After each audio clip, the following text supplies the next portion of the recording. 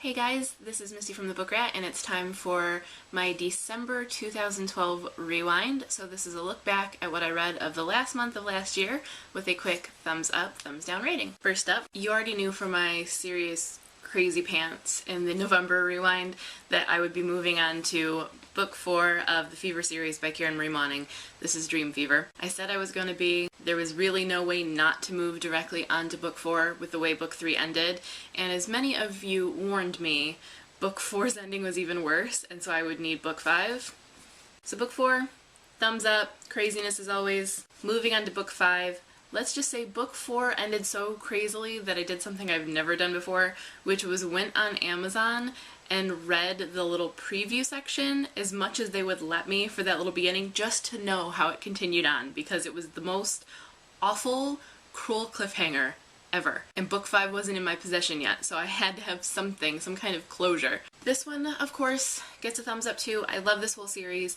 I didn't like this one as much as the rest, just because I feel like it felt like she was trying to cram 2 books into one, because she had said all along that she was going to wrap it up at 5 books, and instead of just breaking that and saying, you know what guys, it's going to be 6, she just stuffed everything into this one and sort of rushed it and made things very sort of flip-floppy. It just wasn't as strong as the rest of the series.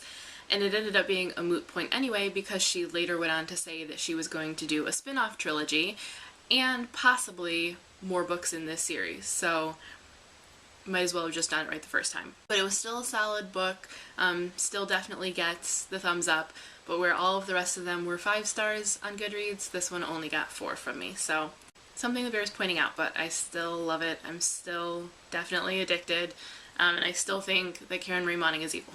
To tide me over until that got here, I reread the only other book I have by Karen Marie Moning, which is To Tame a Highland Warrior. And I've talked about this one before, and how I just went ahead and bought it because it was when Borders was closing, it was all of 40 cents, and people in my book club that had read the Fever series said that it actually is really good, and I knew this 2 series sort of tied together in weird ways.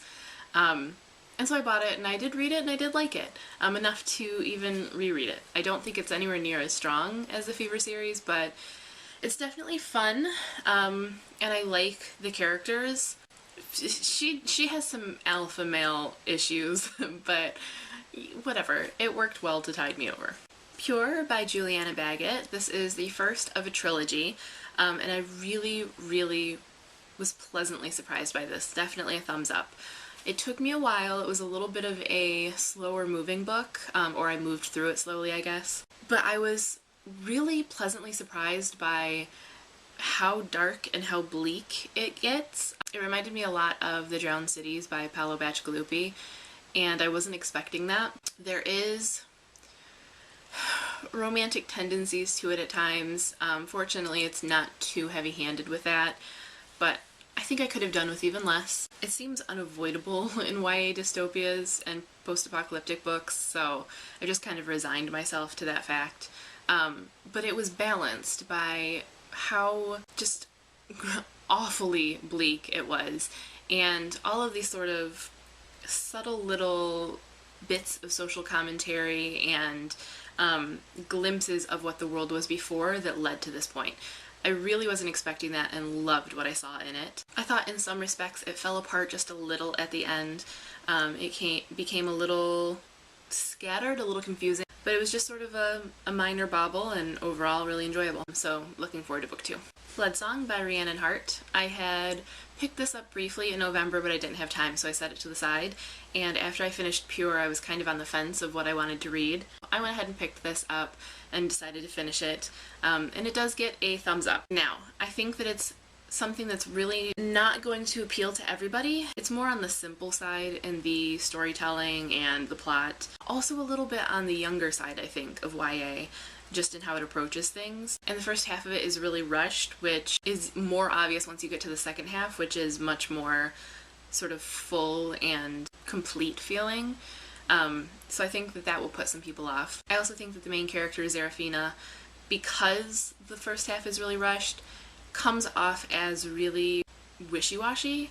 She goes back and forth with thinking that things are insidious and then thinking that they're exciting, and thinking that someone is evil and plotting, and then thinking that he's kind of intriguing, and it happens so frequently and in such a short amount of time that she comes across just a little scattered, or the storytelling a little lazy and just not fleshed out enough. And that's something that normally would really bother me and would make me rate a book lower or even give up on it altogether.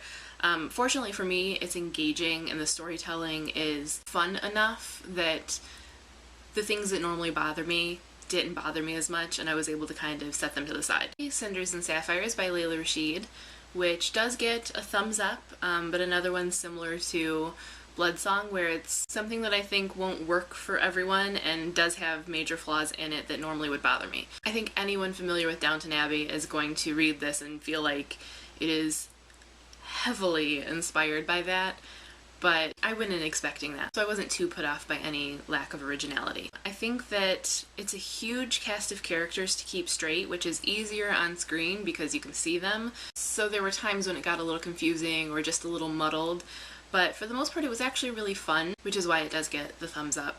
There were definitely things I had issue with, and it was certainly a bit anachronistic, and the characters maybe weren't the most realistic to, you know, the historical aspect. So if you are a huge historical fan and want things to be accurate, I wouldn't pick this up. But if you're looking for something sort of on the fun historical side, then it's definitely worth it.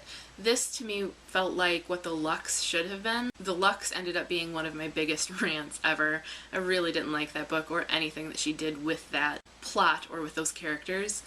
I think that you can do historical drama and find a balance of sort of that soap opera-ness, and I think that Rashid actually did sort of find that balance. It's not great writing, it's not some magnificent plot that you're going to want to push on all of your friends, but it is what it's supposed to be, which is this fun sort of soap opera, Downton Abbey inspired frolic, and from that aspect it worked. And lastly, 12-21-12 by Killian McRae, which I can't give a thumbs up or down because I didn't finish it, or even get very far. And I'm not sure if it's just the mood that I was in, or if it's just that I don't connect to the writing style, but whatever it was, I just couldn't seem to make myself get into this, and I didn't want to force myself to read it and end up hating it. So I'm just going to set it to the side for now, and I'll try to go back to it one of these days and see if it pulls me in, and if not, I will pass it along to someone else. I know I was also supposed to read and review Watchmen for you guys, since it was the Stack of 5 winner, and I would have if I had any idea what I did with it. I have no idea. I have looked high and low. I don't know what I did with this book. It's got to be packed inside of something and like put away with Christmas stuff. I really don't know. So when and if I ever find it, I will get back to it and read it for you guys, but for now, so that is what I read in December. That's what I wrapped my year up with. Definitely let me know in the comments if you agree or disagree, what you think of any of the books, all that jazz.